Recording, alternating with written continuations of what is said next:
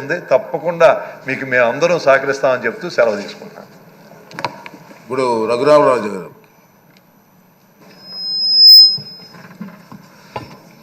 పదహారవ శాసనసభ సభాపతిగా మిమ్మల్ని ఏకగ్రీవంగా ఎన్నుకున్నందుకు హృదయపూర్వక శుభాభినందనలు తెలియజేస్తూ, నన్ను ఎంపిక చేసిన సభానాయకులు చంద్రబాబు నాయుడు గారికి, ఎన్నుకున్న నా ఉండి నియోజకవర్గ ప్రజలకు, శాసనసభ్యుడిగా నాకు మొట్టమొదటిసారిగా మాట్లాడే అవకాశం ఇచ్చినందుకు మీకు నా ధన్యవాదాలు తెలియజేస్తున్నా.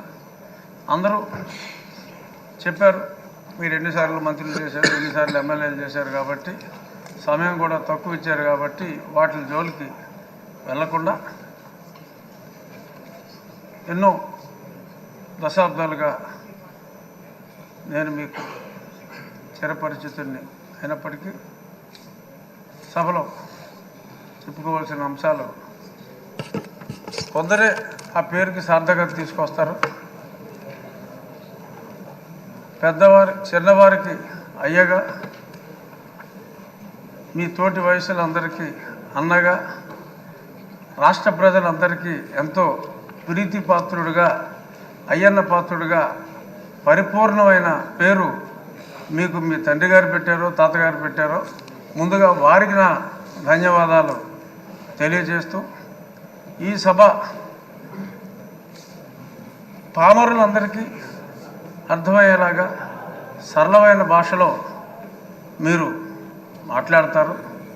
అందులో గరళం లేదు, సరళమైన భాషే మీరు ఎప్పుడు మాట్లాడారు.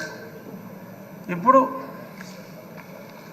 మీరు పిఆర్ కాలేజీలో చదువుకున్నప్పుడు ఒక గ్యాంగ్ లీడర్గా, రాజకీయాల్లో ఇప్పుడు ఒక మాస్ లీడర్గా, ఇప్పుడు మా శాసనసభను ఒక తరగతిగా భావిస్తే క్లాస్ లీడర్లా కాకుండా ఒక క్లాసిక్ లీడర్గా మీరు ఉంటారు అనే పరిపూర్ణ విశ్వాసం మా అందరికీ కూడా ఉంది.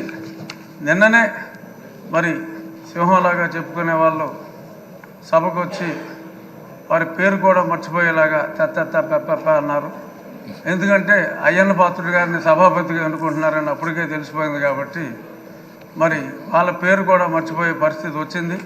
అంచేత వాళ్ళు ఎప్పట్లాగా అలాగే ఆ సీట్లన్నీ ఖాళీగా ఉంటాయేమో, మరి ప్రతిపక్ష పాత్ర పోషించాలి అంటే మరి పాలకపక్షంలోనే అందరికీ కూడా మీరు మాట్లాడే అవకాశం, కేవలం పొగడ్తలకే పరిమితం కాకుండా, మంత్రులకే అవకాశం కాకుండా, మాలాంటి శాసనసభ్యులందరికీ కూడా మీరు తప్పకుండా అవకాశం ఇవ్వాలి.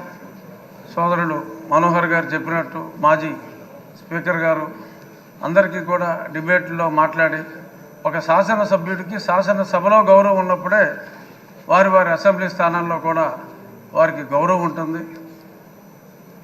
శాసనసభ్యులందరి గౌరవం కూడా మీరు కాపాడగలరు అని మనస్ఫూర్తిగా భావిస్తూ, మరిన్ని ఉన్నత శిఖరాలు ఒక రాజకీయ నాయకుడిగా, ఒక ప్రజల మనసు దోచుకున్న వ్యక్తిగా మీరు మరింత ఉన్నత శిఖరాలకి ఎదగాలని, మిమ్మల్ని మేము ఎప్పుడూ కూడా రాష్ట్ర ప్రజలు కూడా బీసీ నాయకుడిగా చూడలేదు. కొందరు నాయకులు ఇప్పుడు అన్నారు బీసీ నాయకుడు అని, కానీ ప్రజలందరి మన్నన ఉన్న అపరూపమైన నాయకుడు మా అయ్యన్న పాత్రుడు అని చెప్పి, ఒక వర్గానికి మిమ్మల్ని పరిమితం కాదు, అందరి నాయకుడు మా అయ్యన్న పాత్రుడు, అందరి పాత్రుడు మా అయ్యన్న పాత్రుడు అని చెప్తూ ఆల్ ద బెస్ట్ సార్.